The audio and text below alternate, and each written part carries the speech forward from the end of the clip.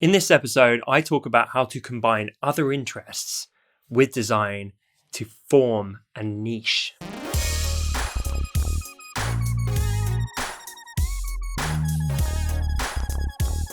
Welcome to episode 121 of the Honest Entrepreneur Show, where I help creatives like you to master your marketing. My name's Tom Ross, and let's get into it. Guys, I'm feeling pretty fired up. I'm just going to be such a broken record on the back of the new digs, the new location where we're filming from. I'm just loving it. I feel like it's a fresh start. And I used to be of the volition of like, I could work out of a shoebox and it's more about the passion for doing what I'm doing. And that's enough for me. And, you know, if the team want fancy things, that's fine for them. But like for me, it's all about the journey. I'll be honest, I'm a human being. It's both. Freaking love the journey. I love the work and the day-to-day grind. But man, doing it from a sweet location definitely helps. Jamie and Dave both had similar questions. Jamie asked, is there any way to combine illustration, storytelling, marine biology, and not necessarily graphic design-related crafting in a way that isn't hyper niche? Dave had a slightly different spin when he asked, you've often said to use your interests outside of design to give a direction for niching down.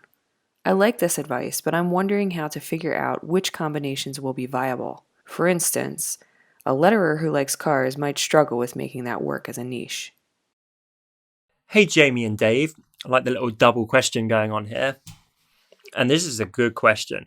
And I'm actually really, really hyped to answer it because I am such a believer in this approach. And I think it was Jamie with the first question who asked, how do I do this without going micro-niched? What's wrong with going micro-niched?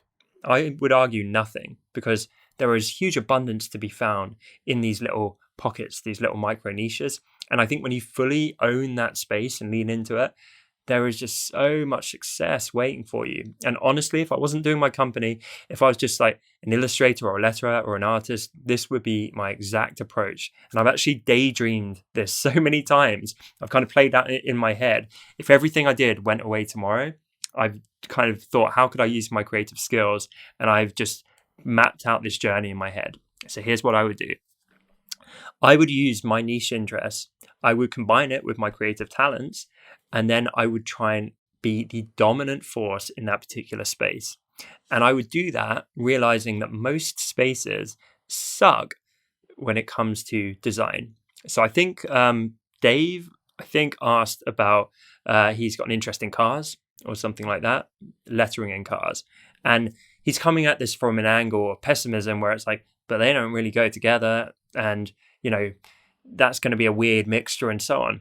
I don't think so, because when you actually start seeing cars as like the dominant niche there, and then lettering, which is the creative amplifier, then your mindset starts to shift. So think about it this way. Outside of the design world, pretty much everyone sucks shit at design. They can't design to save their life. And I see this all the time. So whether it's like cars or golf or skateboarding, whatever it might be, unless you're some huge company, and even some of them have shitty designs, certainly all like the small time, influencers and Instagram accounts and smaller companies, they all look horrendous on the whole. They do not have nice looking social media content. They do not have a good brand. And so I love bringing my design chops into a space where I can just stand out in a hugely positive way. It is so much easier to break through the noise using the power of design in a space that isn't design. Because we're competing currently with other designers. When you're trying to just be a letterer that does lettering or an illustrator that does general illustration, you're competing with millions of others. But when you're suddenly, in this example, Dave, the letterer that does hand-lettered stuff for car enthusiasts, guess what? All the other car pages, they're going to do shit like reposting crap-looking memes from other accounts because they don't have the ability to make it themselves. Or they're going to have something whipped up on like an iPhone app or whatever it might be. My personal trainer, right? He's trying to put out content right now, but what's really hamstringing him is the fact that he can't really design to save his life. So he's literally having to go through and get all these crap phone apps and put text over images. And it's fine. I'm teaching him really at its core the value and the information is what matters. But my God, if someone came along and they were a personal trainer who also was a killer designer, they'd blow him out the water because their content would look so much nicer. And this was always my biggest joy. When I was a freelancer, it's when I started operating in other spaces outside of design, because I could just come in and look like a world-class professional compared to everyone else. And it really is that easy if you have some design chops. Like, it would be anything. I used to do photo retouching on my group skiing holidays, and so I'd make them look like something out of like a professional brochure, and everything was kind of perfect and gleaming. That for me was fun and easy, me tinkering in Photoshop. For anyone else, that kind of thing would have been impossible. They would have had to pay someone a lot of money to do it. So realize having design skills is like your secret weapon. And I can think of 2 of my business partners who do follow content about cars on social media. They are car obsessed. So if there's an account that's putting out content, selling clothing, like literally one of them is buying socks that has car related designs on, and he's buying them because they're actually nicely designed. But guess what? Most apparel, most clothing in the car space is hideous. Search like car sweater or car socks or anything like that on Amazon or any general website or Google.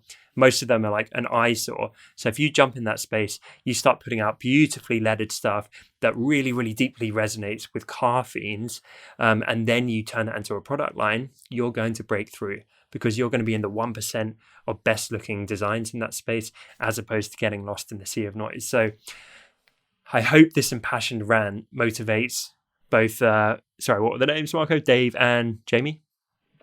Dave and Jamie. Sorry, guys, it's been a long day. Jamie and Dave, I hope this motivates you, but also everyone watching and listening at home. There is so much magic. Realize you're a superhero. You've got the superpower of design. So get these cross interests, make a little Venn diagram out of them, and then amplify it. Go and own that niche with beautiful design. Question of the day. This is not really a question, more of a directive. But if you agree that design can be and is a superpower, let me know in the comments below. Just say yes, or go into some detail if you want. But I really, really believe it. I'd love to know what you guys think. Let me know in the comments. Thank you so much for watching this episode. I appreciate you guys so much. I'm really enjoying the YouTube show. If you are too, then be sure to hit the subscribe icon and tick the little bell to get notifications when I post new content on this platform.